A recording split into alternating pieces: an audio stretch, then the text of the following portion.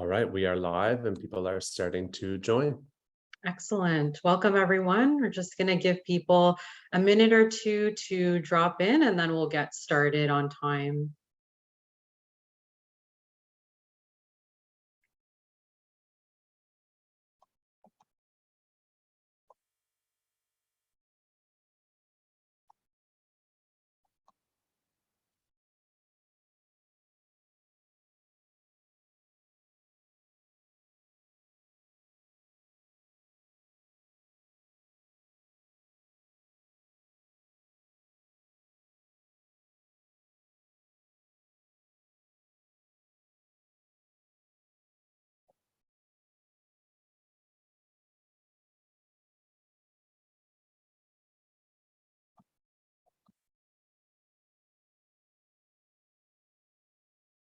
Just starting to see the participants trickle in, and we will start in a minute or two.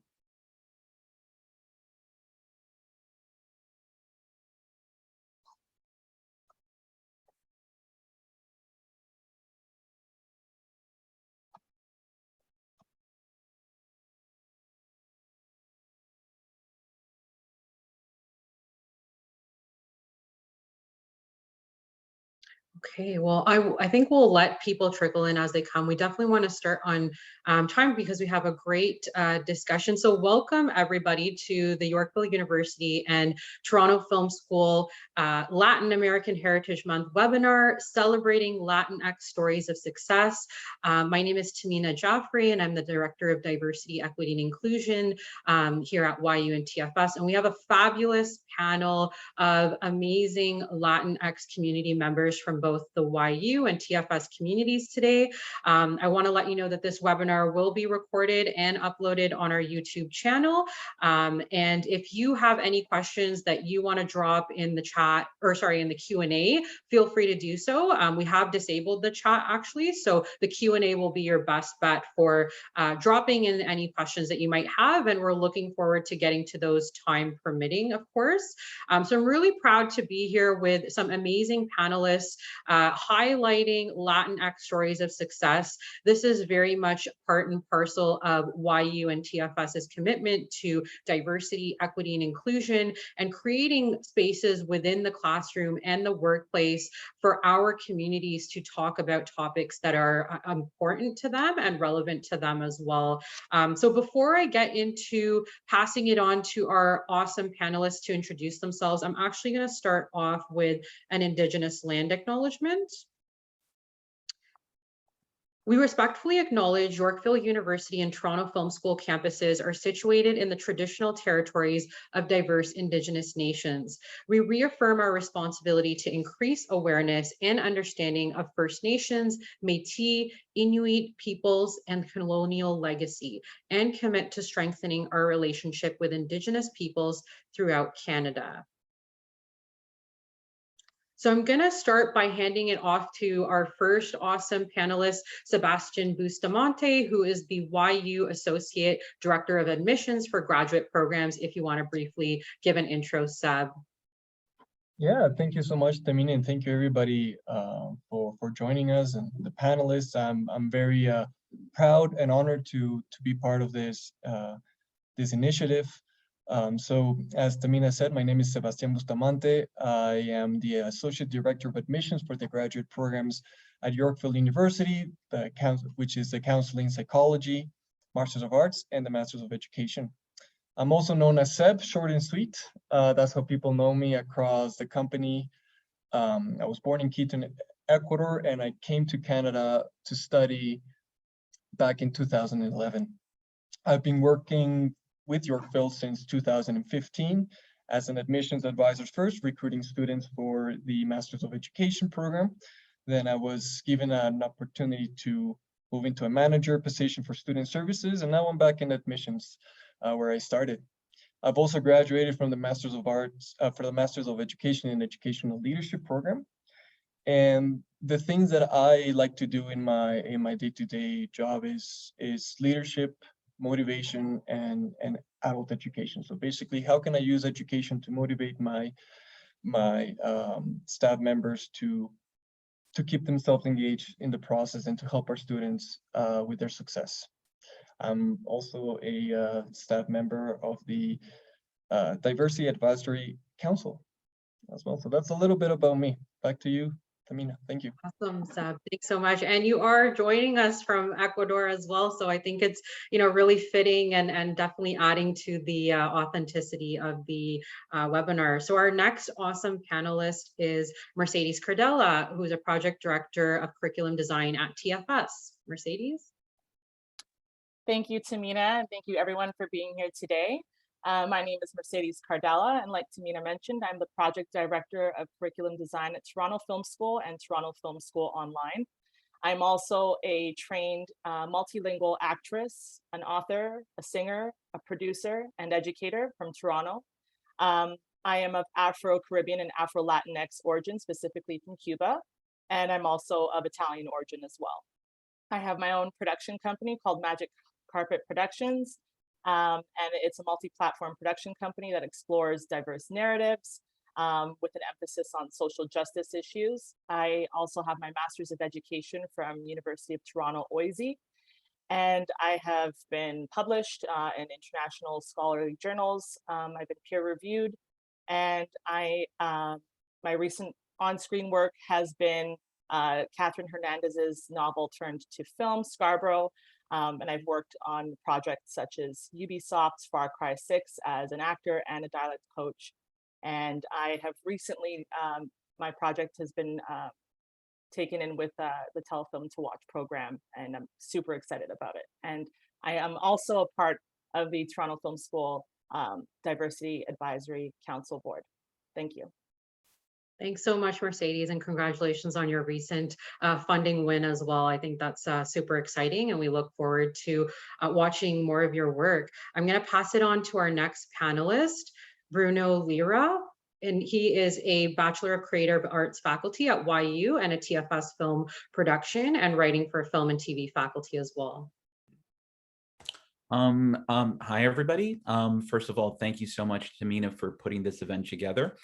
A little bit about myself. I was a corporate tax lawyer for a long time. I did some interesting stuff. I had a lot of broadcasters as clients, international streamers, organized international events from a legal side like the World Cup, the Olympic Games. And then in what I can only describe as a somewhat early midlife crisis, decided to change careers and go after a career in film. And since then, I produce things, but I'm a pessimist by nature. So I decided I want to produce less and just consult for different projects on the more formal side. I'm a screenwriter, and I've sold several projects. I also teach, and I love teaching at both TFS and YU. And last but certainly not least, I'm a member of the TFS Faculty and Staff Diversity Advisory Council. And that is me in a nutshell. Awesome. Thank you so much, Bruno. And we will move on to our next panelist, Amanda Sestari Garcia, who's a recent TFS film production alumni. Hi, everybody. My name is Amanda Sestari Garcia. I don't have an extensive background as the other guys here, but yes, I am a TFS alumni. I just graduated like a month ago, which is still settling in. I'm originally from São Paulo, Brazil, but I have lived in places such as France, United Kingdom, Switzerland, United States, and Canada now. I moved to Canada in January. It'll be 2 years. So I'm very excited to, see where this takes me. Thank you. Awesome. Thanks so much, Amanda, and congratulations on your graduation. I would say that is a huge feat, and we definitely look forward to seeing all of the amazing creative work that you will be creating in the future. And our last but not least awesome panelist is Erica Hernandez Cornejo, who is a current TFS Writing for Film and TV program student. Thank you, Tamina. Thank you so much for having me on this panel. And I also want to extend my thanks to Bruno as well. Yes, so as you mentioned, I am currently still a student for the screenwriting program at TFS. I've acted in a couple of some of my classmates' scripts. So that was an exciting accomplishment for me. I've been very grateful to just have an opportunity to learn different aspects of the film industry as well, while delving deep into like the nitty gritty of my stories. One of which is a feature that I'm currently working on that explores the story of my parents and how they came to live in Canada. I decided to make the big switch from the hospitality industry where I had been working previously for 7 years.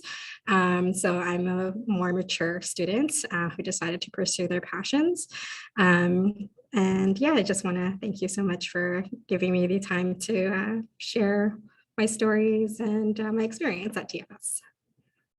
That's awesome. Thank you so much, Erica. And I'm really excited that you are telling stories about yourself and your family. I think those are the stories that we're all looking forward to hearing about. And I love in your bio how you say that you're 30 years. I think we're definitely all in that same category. So thanks for sharing that. So thank you to all of our amazing panelists. What I'm going to do right before we jump into our discussion is situate Latin America, just to set the context of the geography. So as you can see here, we have a very vibrant map of the various countries and regions that make up Latin America, and the fact that it does span a variety of continents and regions like North America, South America, Central America, and the Caribbean. Also really recognizing the variety and diversity of languages within the region, Spanish, Portuguese, but also other indigenous languages, French and Creole, which also happen to be spoken. I think it's really important, as well as we're going to get into this discussion and understand more about Latin American culture being a mixture of many cultural expressions worldwide, whether that's from Spain or Portugal or elsewhere within the global context. And it is important for us to acknowledge as well the impact on the transatlantic slave trade of people of African origin to Latin America. And really just getting a sense of the multifaceted diversity and identities that people identify and belong to as well. So each country within Latin America has its own specific ethnic composition. Many countries have a predominance of European and indigenous or mixed race, which can include Black, African, Asian, and Zambo communities, which are mixed Black and indigenous communities. So that's going to be really something that's highlighted within our discussions today around just how diverse it is. So I'm going to stop sharing my screen and we'll get into the first discussion topic for everyone, which is situating your identity in the context of Latin America. So where do you and your family originally come from? And is there something that you want to share with us around any aspect of feeling a sense of pride with respect to your cultural background and something that you carry with you in your life? Does anyone want to start us off? So I'll jump in just to get the ball rolling. Since I actually forgot to include this information when I was introducing myself, I am from Brazil, Rio de Janeiro, Brazil. Both my parents are from Rio de Janeiro, Brazil, so that makes me, if you can quantify it, I am very Brazilian. And that actually addresses one of the points you asked.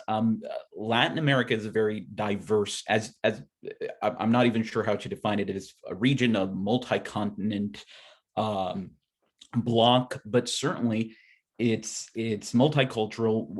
One of the things, particularly in Brazil, but spread throughout Latin America, there is significant diversity in terms of backgrounds. Most people in Brazil come from a very diverse background, meaning they have different influences. They came from different places, and there isn't, or at least in my opinion, and I absolutely respect the potentially different opinions from the other panelists and from anyone really. There's very much an assumption of what a Latin American person looks like or should look like, but the truth, as tends to happen, is much more layered and much more complex. And now I'll let somebody else talk. That's excellent. Thank you so much, Bruno. I'll jump in. Thanks, Sure. Bruno. For me, I can place my origins from Cuba, and I'm very proud. And specifically, I want to mention that I'm Afro-Caribbean and Afro-Latinx, and I want to specifically mention that because historically, we have been underrepresented. And I'm very proud of my heritage because it reminds me of my roots. It reminds me of where I come from. And it's a way for me to honor my history, my rich history, and that being, having Taino blood. Taino is an indigenous group that was in the Caribbean, and also my African ancestry. And so being able to honor that for me is where am really learning to embrace that and learning to accept that these are the types of conversations that we have to have in our communities, especially because this idea and the reality of anti-Blackness in our communities, it's imperative that we are changing this narrative in the Latinx community and that we are being inclusive of all identities that do make up the Latinx experience. Thank you so much, Mercedes, and bringing that aspect of mixed racial heritage as well, which is really important to examine. Amanda, Erica, did you? Yeah, I can jump in. I think that today I can recognize that I am like Brazilian. I remember before I started moving around all the time, I didn't really like my country because of like the government and the social economic status, and everyone thought it was a third world country. So it was just like, oh, there's always more opportunities outside, like the States and Canada and Europe and all these amazing places. And then I started living in these amazing places, and it didn't feel like home. I felt like a fish out of water, and it just completely like changed my wiring in my brain. And so whenever, despite having 3 passports, one in Europe, one in Brazil, and one in Canada, I still tell people I am Brazilian, and like, I don't really care. Like, I just say that I am because that's what I am. And I could not be the person I am today without like mentioning that. So yeah. Absolutely. Thanks so much. I know Seb has his hand up. Yeah, I just wanted to piggyback what Amanda said. I completely relate to how you felt about your country. I grew up in Ecuador. I was in a private school that was teaching you basically everything about the States and preparing you to kind of like go abroad. And you have the same feeling that, there's no opportunities in your country, or the socioeconomic stratas, or the politics are kind of like the things that bring you down. But I like Amanda, after a while, I felt like, as much as I love Canada and I'm Canadian now, it's not the same thing. So I had to step outside of the jar to read the label differently and appreciate what was in the jar. So more now than ever, I think I'm more proud of where I've come from and the traditions that I have as an Ecuadorian. That's wonderful. I'm loving the jar analogy. Definitely really deep there. Erica? Even though I'm like by all means a Canadian, like I was born in Canada, I still had to kind of have like the same shared experience where I never really felt, because I'm like ethnically featured. It's always like whenever I meet like a typical Canadian person, they're always like, oh, are you like, what's your background? That's like a common question that you get. And so I always identified myself as Salvadoran Canadian. El Salvador, of course, being the smallest country of like the smallest designation of Latin America and Central America. If you tell me like we don't have a huge cultural output, I won't get mad at you, because like that's absolutely correct, both in like Latin America and in like the greater worldwide scale. So hoping to be a change of that. My ethnicity, like as far as like my background goes, I'm part of the 95% that culturally makes up El Salvador, which is the mestizo population of both Bibil and mixed of Spanish descent.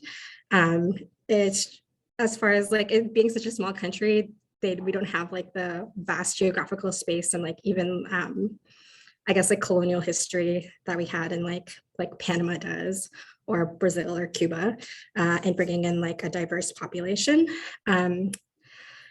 But I was going to say, I often get like, my country's so small, I often get mistaken when people are like, oh, where are you from again? They're like, are you from Ecuador? They don't even like register or anything. Like, I think the most famous thing that put us on the map recently is like that El Salvador picked up Bitcoin as a as an official currency, which is, insane, but I won't talk more about that. And there's like one thing that I'm proud of. I picked something really simple because I feel like it's really universal to the Latinx experience. And it's the way we greet each other. It's so warm and full of joy, and it's, with a hug and a kiss. It makes me feel like welcomed into someone else's presence. And it's a habit that I've fallen off of interacting in Canada and being like Canadianized, but it's something I always remember when I'm with family again. And it's just like a physical manifestation of like the bond we share, the history we share. That's beautiful. That's beautiful. Thank you so much, Erica, and everyone for sharing. And I think it's really apparent just from each of your stories how much diversity there is within the region. And that kind of leads us into our next question around experiences that you've had either coming to Canada and then growing up, or if you have been born here and integrating into Canadian society. How have those experiences maybe been different? And if you want to touch upon any challenges as well and how you might have overcame them, and just telling us a little bit more about your family story of how they came here. Does anyone want to start us off on this particular one?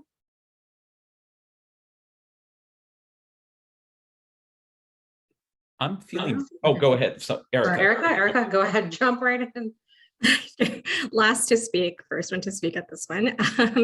So during the 1980s, there was a civil war in El Salvador.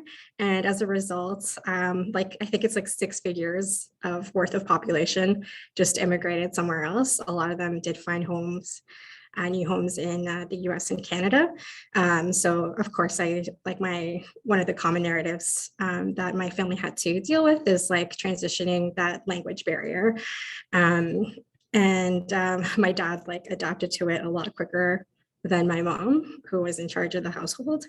So one of the unique challenges that I had that is different from like a lot of experiences of other Canadians who grew up in Canada was the fact that my mom, being the head of the household, had to do like a lot of like banking and have appointments and meetings, or even doctor's appointments where it wasn't clear what was being said. And since I took a grasp of the English language, like as soon as I started preschool, she would often take me to these places to help like clarify and make sure that there was like no misunderstandings. So it was like an introduction to the adult world and the adult experience that a lot of my peers didn't have to deal with. Made me feel like I grew up a little bit fast. But I'm grateful for that because I feel like it prepared me more for adulthood at a younger age. Some other things too, like, of course, like I mentioned about the whole, like, when I tell people, if I were to ever tell people I'm Canadian, people would be like, oh, but what's your background? Like they'd always like kind of like emphasize a bit more as if like, and as if the European face was the face of like Canadian, which the Indigenous faces, sorry. So one of the things that my parents had to deal with as well is like when my dad first came to Canada, he was trained as a mechanic in El Salvador. And so when he came here, he obviously looked for work in the same field. There was a small business owner who basically called the cops on my dad saying that he had stolen a car when in fact he had like paid for it already. And there wasn't a misunderstanding like on his end. It was very clear. It was just something that my dad did like he didn't like. And so I think that unfortunately like made us a bit weary, though I feel like my dad found like a real community in, he's been in concrete and construction now for about 30 years. And he's had nothing but good experiences with other fellow immigrant communities, like the Italian community in particular, and all the new other immigrant communities that have come since in the past 30 years. And I think he takes a lot of pride in the new face of like what a Canadian entails currently. So, yes. That's wonderful. Thank you so much for sharing, these really intimate experiences. I think what you're articulating is something that is familiar to many immigrants in terms of like children having to be that middle conduit or that interpretation provider as well. So thank you for sharing. Does anyone else want to jump in? I can go ahead. Sure. Yeah, so in terms of experience, I'm sorry for that car alarm that is going off. It's Oh, we not can't my hear fault. it. I can hear Okay, great. Perfect. I think that in terms of experiences, okay, I think the challenge that I was having at the beginning personally was like the microaggressions and the skepticism towards whether I was Latino or not, just because my skin color is not dark. My first name is Sebastian. My second name is Renee, and I'm in a bilingual province. So people were like, "You're French." But that was a little bit hard to navigate. But I looked at more as an opportunity to educate. Like it didn't. I feel like I remember somebody in university thought that Ecuador was inside of Mexico, and instead of reacting emotionally is I think is an opportunity to kind of like showcase who we are as Latinx community.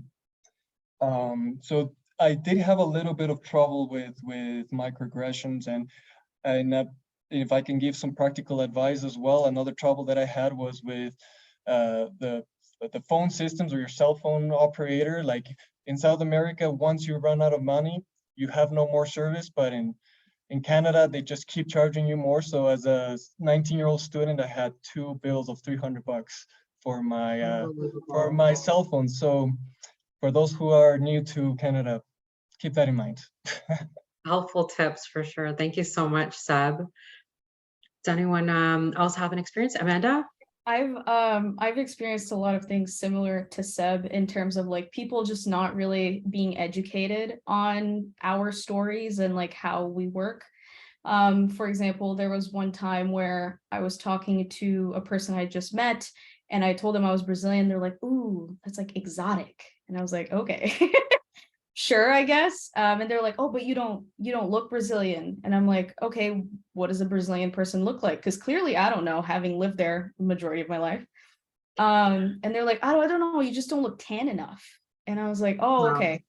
Yeah, like it's just those kind of things where people, again, I tried my best to react like Seb did, where it's just like, okay, it's not personal, they just don't know. Although it is Right. very difficult because they have no idea what it's like to be on the receiving end of this and hearing this constantly. Or people saying, "Oh, do you speak Brazilian?"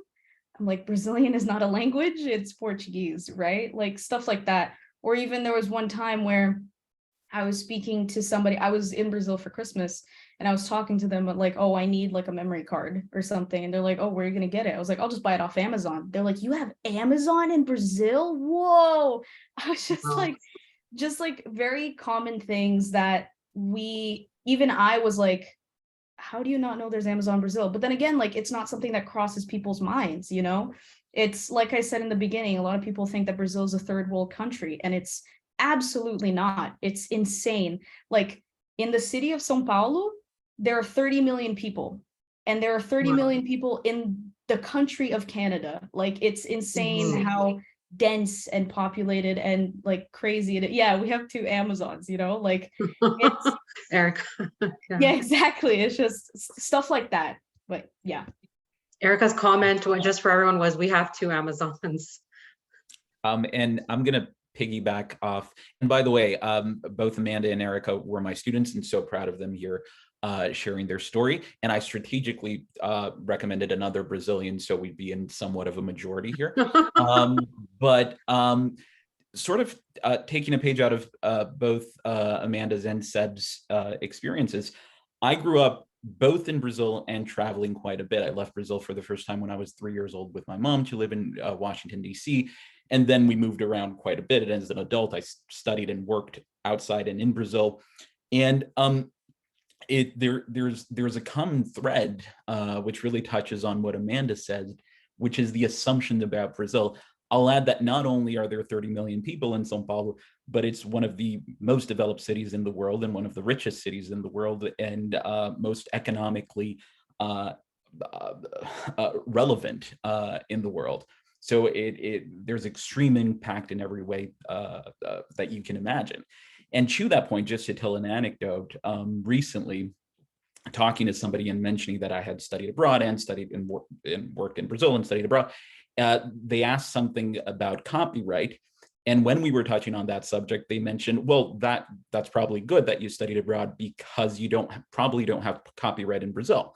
And I wish I had been as elegant as Amanda and Seb. I said, no, we actually all carry a hatchet. And when we need to register copyright, we just mark it on a tree. Based on how much the tree has grown in the following years, we can determine who marked it first. And that's the criteria you use. And the worst part was he stared at me for a few seconds afterwards, and he wasn't sure if I was joking or not. So I could see, and that's my assumption, but he stared at me and I was like, he doesn't know for sure if this is a joke or not. So that's my story. I love it. I love the inclusion of the humor too, Bruno. I think that's the best way to counteract a lot of these, misconceptions. Mercedes? Yeah, I guess, to everyone's point, I think for me, especially being biracial, it's just been a whole thing. I constantly get asked, what are you? Where are you from? Are you sure you're Latina? Like, is that really what you are? So I get a lot of those types of questions, and it was very frustrating because, when I grew up and growing up in certain different, for instance, like in the States, when I was there, I didn't have those issues because I was also surrounded with a lot of Puerto Ricans and Dominicans. And so for that, it was like people just got it. They just understood. It was never really this type of question. And it was really coming to question when I moved here and when I experienced school here and navigating that and trying to figure out, well, which groups do I hang out with? And I even remember in high school we had like the Latino group or whatever it was, and no one looked like me. Like there was no one that I could really look at and say, hey, like this is someone that I that looks like me, and we experience things similarly as well. So it was really hard, I think, navigating that. And for a long time, I actually didn't even want to I guess embrace my identity in that regard because it was just so complicated, and having to constantly explain and express where I'm from, and yes, but I'm half Italian, but then I'm also this, and so it was very frustrating, I think, for me growing up. And it's tough because then you have parents that that belong to one group, and they create biracial children, and they're not prepared to have these types of conversations with their children. And so they're not having those conversations in the house where it's it's important for you to embrace both sides, or whatever the case is. For me, I was lucky and I did have those conversations with both, but it's tough. It's tough navigating it because you look at one parent and you know that they will not experience the world the same way that you will experience the world. And so that's a big one for me. Thank you so much for sharing. And I really thought it was interesting the differences you're talking about when you were living in the States versus Canada, and just your own immediate surroundings, and the different demographics and how that impacts your feelings of inclusion or not. And I just wanted to say to Amanda's point out, sorry, Edison is saying it's echoey. Am I okay? Okay, just let me know, Edison, if it's still echoey on your end, but it seems to be working on everyone else's end. But I did like the point that, sorry, go ahead, Bruno. I was just going to say it is echoey. Not a problem. I can understand everything, but just to provide the information. Let me just mute and unmute for a second. Is it better at all now? No, it's still echoey. Okay. Edison, I'm just wondering, okay, Shay's saying that it's echoey on her end as well. Is there sort of a way that like I can troubleshoot this? Like, should I leave and then come back, or Wait, how about, what if I just change my location? Addison, do you think that that might be better? I mean, like, I'm just somewhere else, like, will it make a difference that I'm sort of in another area of the house? Or is it still, are you guys still, it's a mic issue? Okay, okay. Well, I hope that, okay, it's clear we can hear you. Okay, great, thank you. So I just wanted to mention, just to Amanda's point about the accumulation of microaggressions, I think that's a really important one as well, and just the toll that that takes on people. So we're just gonna jump into our third discussion question, which is how people look at and perceive Latinx individuals. I know in the past we've talked about stereotypes within the creative industries, within the film and media industries around, you know, the Sofia Vergara bombshell, you know, hypersexualization, and also things that, you know, Mercedes was touching upon around racial ambiguity, which box do you fit in by society? And so I just wanted to know, you know, what are some of the microaggressions? I know Seb was touching upon them as well, but microaggressions that Latinx creatives, educators, people working in higher education are exposed to, and how have you maybe dealt with those? Mercedes? Sure, I will jump in. So this is an everyday experience, I think, for me as a Latinx creative and educator. You know, I take pride in that I am multifaceted and I am talented, and I think that people have traditionally formed this idea of what a Latinx person is supposed to look like, and it often disregards the complexities and the richness and the realities of what it really means to be Latinx. And, you know, to add another intersection in that, me being a biracial woman, I almost feel like I'm toggling identities. So I never really feel like I belong anywhere. I'm in this flux, I guess. And even people from my own group sometimes don't accept me being Latinx, or they question my ethnicity because I might not look like the homogenized definition of what Latinx should look like. And I've experienced that in many cases in the creative space. As an actor, I experience microaggressions constantly. My racial ambiguity is always at the forefront. It's always subject to casting, and it's always a big thing and a big issue. I've had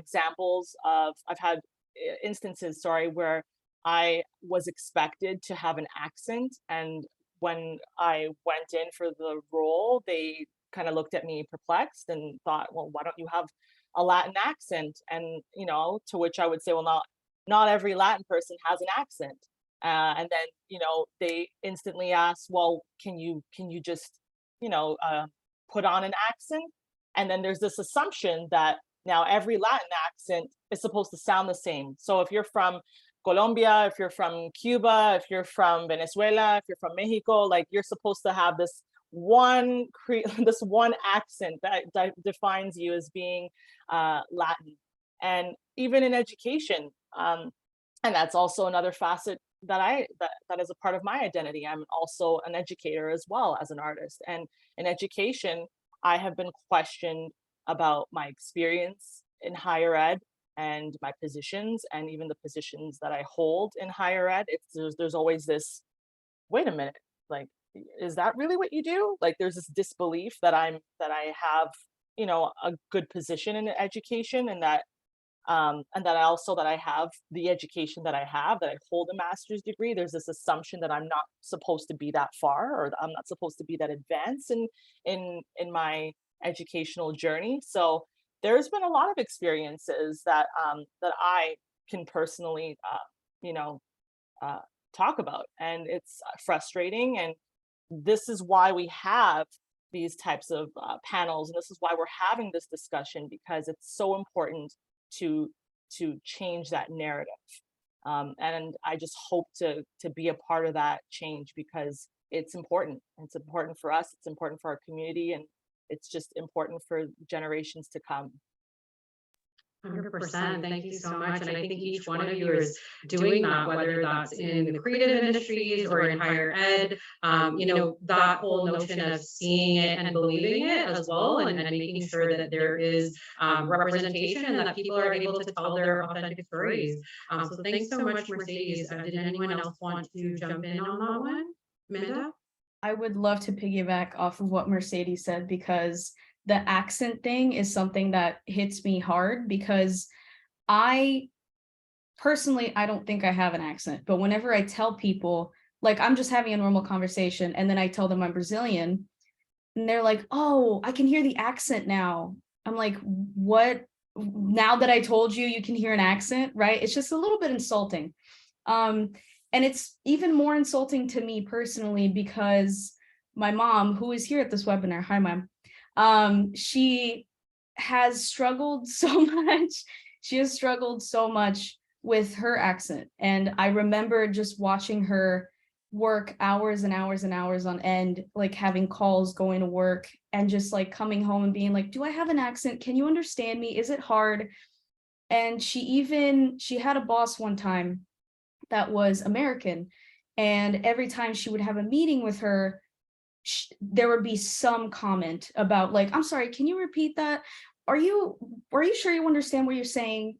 Just small things like that I just saw like slowly deteriorate her confidence in her work and her being the amazing, astounding, beautiful, amazing woman that she is, like so intelligent. And just like small things like that just completely broke her. And just me watching that growing up and thinking like, wow, I do not want to experience that at all. And I hate to see my own mother experience that. So I always take the time to get to know the person, ask questions about their culture, ask questions about themselves, like, for example, I've lived half my life in Brazil, half my life in Europe, but I still consider myself a Brazilian. I still know a heck of a lot about Brazilian culture. Like, it doesn't make me not Brazilian. It doesn't make me a European. I'm not European, never will be, stuff like that. So it just, what Mercedes said really stuck with me. So thank you, Mercedes, for bringing that up. Thank you so much, Amanda. And I want to give a shout out to your mom. I think her name is Adele Sestari. So hello, Amanda's mom. We're really happy to have you here. And I know Erica has raised her hand if you want to go next.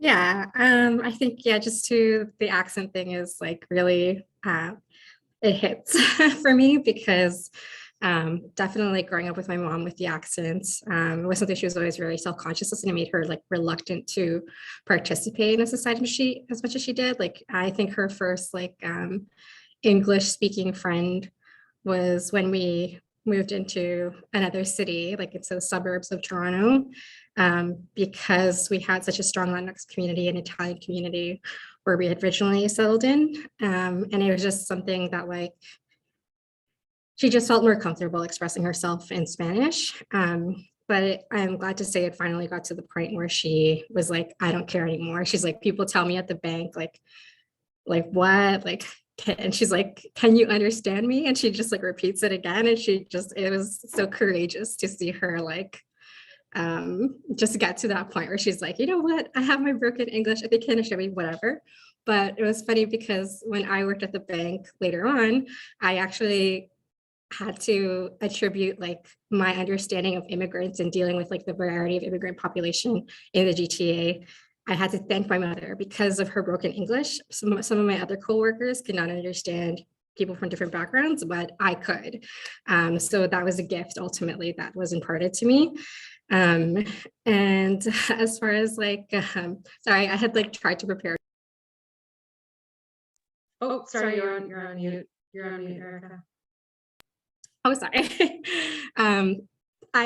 As far as like the whole depiction of women not in the multitudes of like the way that Latin American women are presented and are, I think that's a huge problem, because exactly as like Mercedes and Amanda were saying, there's just like this very rigid box of like women, Latin women, and not to disparage like women who have like domestic like service jobs or anything like that, because it is like there's a kind of a reason there's a stereotype, but it's just that voice isn't authentically depicted at all. So if you're going to be showing like women in the domestic role, like attribute their values, something aside from just like their broken English and their sexuality, maybe like put to value like their hard work, like their work ethics, their like need to like support a family. Like that's definitely something that can be widely identified with for women who are in the position where they have to work roles like that.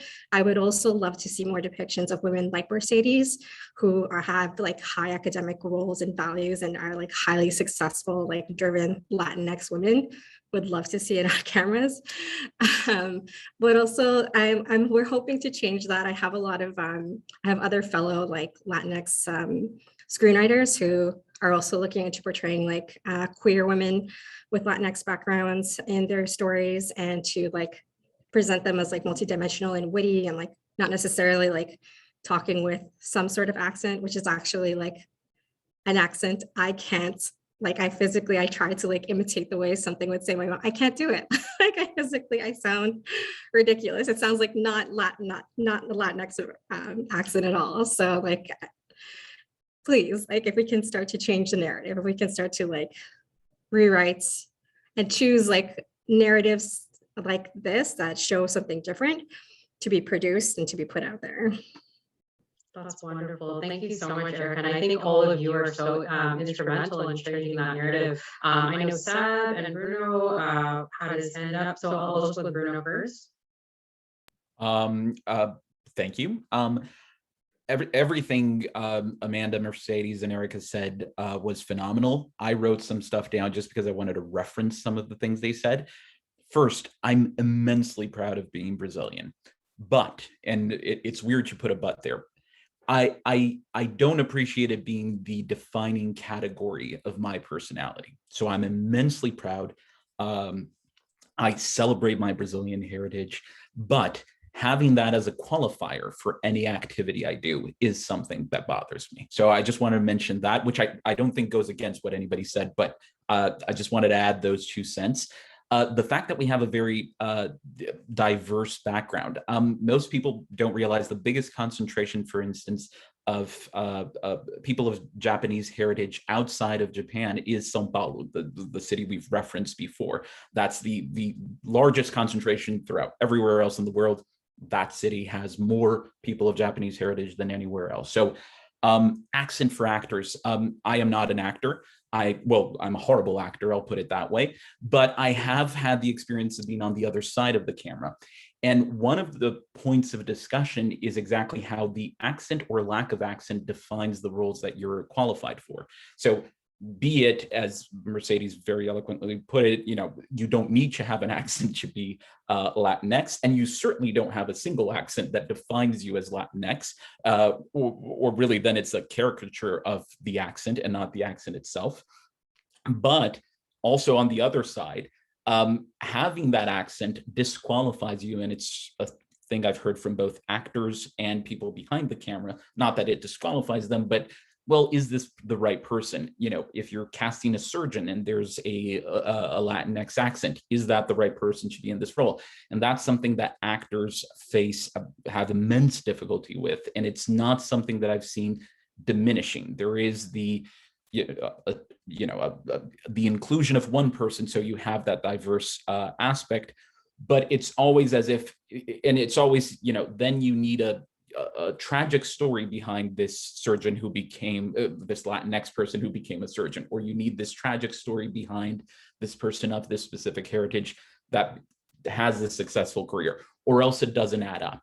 And the last part I'll say is just in terms of how it affected my career. When I started screenwriting, my first projects were not at all related to my Latinx heritage. And they weren't selling. And as soon as I switched that a bit, they began to sell, which again bothers me because I don't want that to be a qualifier. Very proud, will yell out at the highest peaks about my Brazilian heritage, but I wouldn't want and don't want that to be a conditional element of any activity I do. So having gone over my time, Seb, the floor is, well, I don't want to take Tamina's role, so, but No, thank you. Please go ahead. No, I appreciate it. Thank you, Bruno. I think that just talking about microaggressions made me think about how it was just pushing through those as an immigrant. When we chatted last week as panelists, I was telling how whenever you are trying to get a work permit or you're trying to get a permanent residency, it's like you have a lot of more pressure because you don't want to go back home. So you have to push through all of those things. So I recognize that we have that kind of like pushing us forward through the microaggressions, but that doesn't mean that the microaggressions don't affect us. So for example, one in particular that I remember with a senior leader, with one of my other coworkers that was also Ecuadorian, we were speaking, and her boss at that time, she came over and said, like, hey, no speaking Spanish because I know you're going to speak bad about me. And it had nothing to do about her. I'm pretty sure it was about her cubicle at that point, but like, you know, that is kind of rough, especially when you are in a workplace that is, you're supposed to feel safe. So I take those experiences and I try to preach to my staff members that you should be curious instead of being judgmental, which is a Walt Whitman quote. In terms of when they're recruiting or when they're helping a student online, is like you're there to ask questions and learn about them first, understand what's going on, and then don't make assumptions, basically. So I think the microaggressions have led me to kind of practice what I preach in terms of like being respectful, being curious with other people. So when I'm managing somebody that is from India and she said that she wants to go back home for vacation and if she could work there, I'm like, oh, I've been there before. If you can work online, then yeah, go ahead. And, you know, at the same time, what I want my employees to do is that whenever they're recruiting or helping somebody, they're coming in with their integral self, which means, you know, my label of Ecuadorian or somebody that studied education or leadership or somebody with an economics background, or, you know, that we have so many things that make us that we shouldn't just have that one label, as Bruno was saying, as the condition for that. So I preach what is authentic leadership and that it's connecting as human beings. And I think that curiosity is kind of like the key aspect there to avoid the microaggressions and just make each other understand our different worldviews more than anything.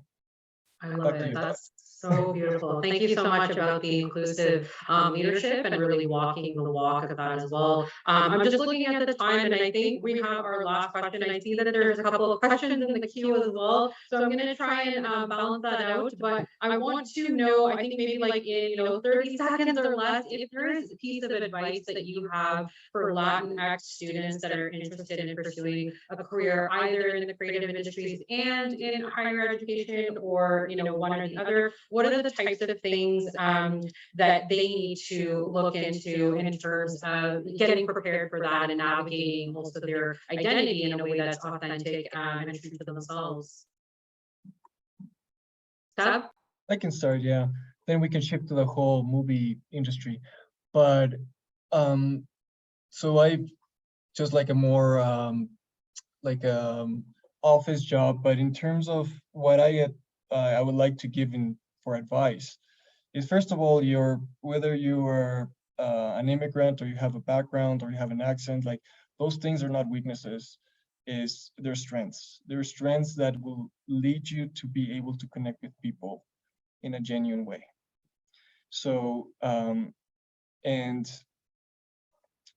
I just remembered like feeling discouraged, maybe academically wise, because of my English level, or professional, also within my professional environment because of all those things. But it's at the end of the day, I tell my staff that I think what makes our lives great is the relationships that we build with other people. And if we were to practice this authentic way of connecting with each other and not make assumptions, things will improve.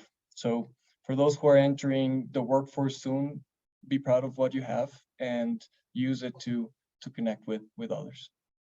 Thank you so much, Sab. Anyone want to go next? I can go. Nida?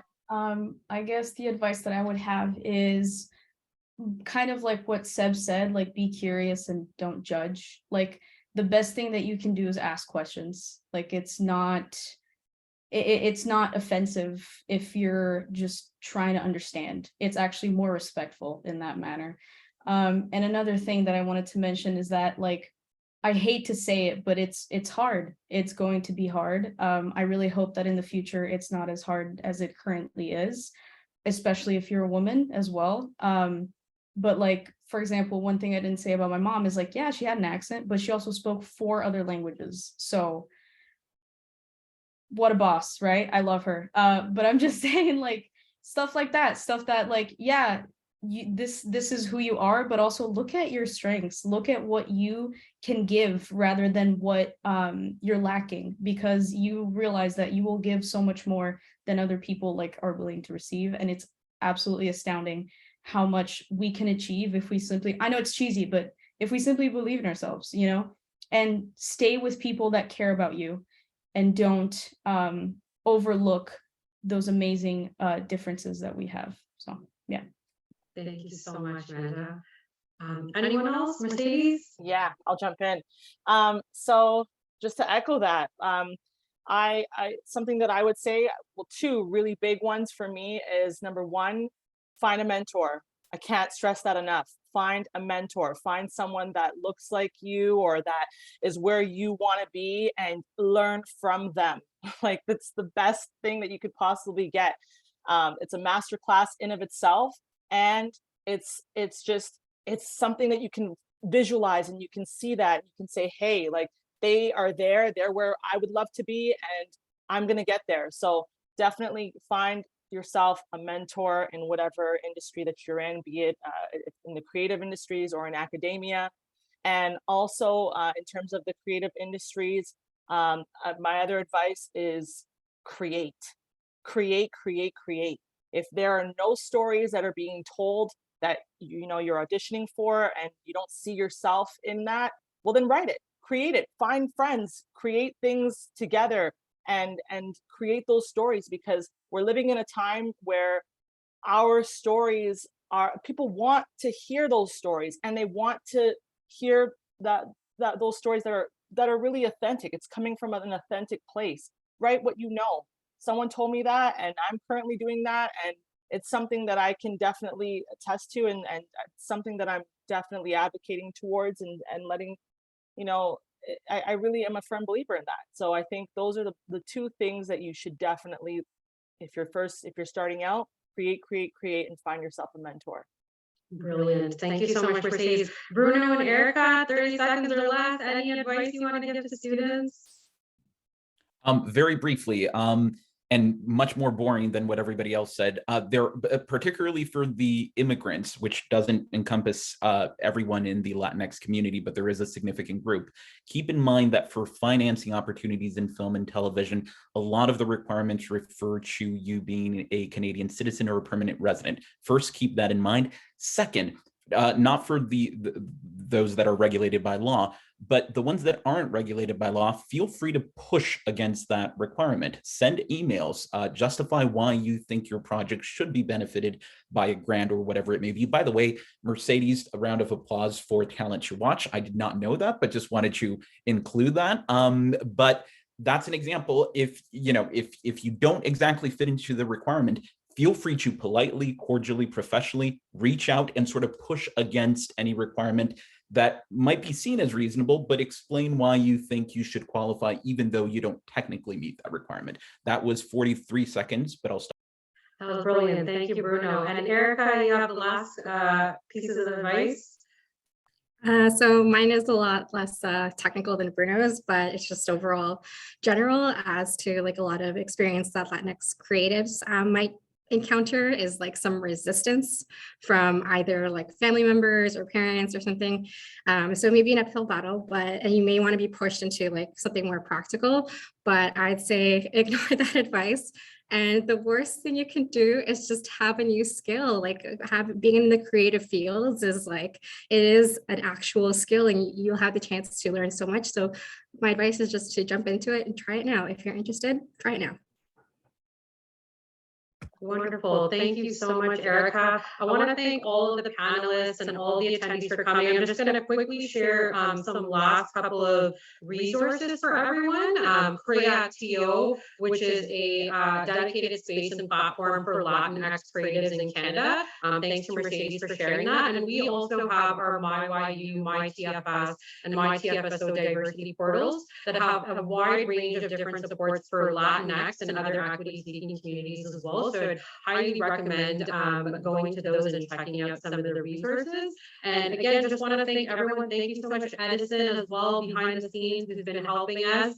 And again, I do apologize for any of the echoey, sounds there, but I'm just getting a lot of really great feedback from people saying thank you for sharing your stories, and for taking the time out to share this with us. So I hope everyone else has a wonderful day, and thank you again so much for joining us.